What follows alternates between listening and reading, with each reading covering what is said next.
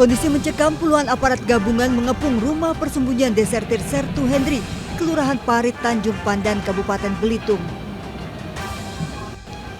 Sertu Hendri yang sudah dipecat dari TNI menembak seorang anggota TNI, Serma Randi, yang berdinas di Subdenpom Persiapan Belitung, kini dirawat intensif.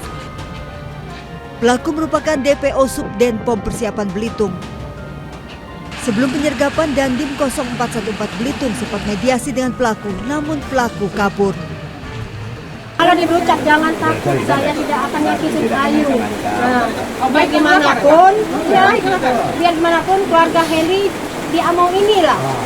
Seandainya Henry mati, tolong diurus ya yuk jenazah Henry, karena Henry tidak punya keluarga. Tim gabungan terus melakukan penjagaan ketat di lokasi, sementara warga berkumpul di sekitar lokasi. Dari Bangka Belitung, Kepulauan Riau, Haryanto, iNews melaporkan.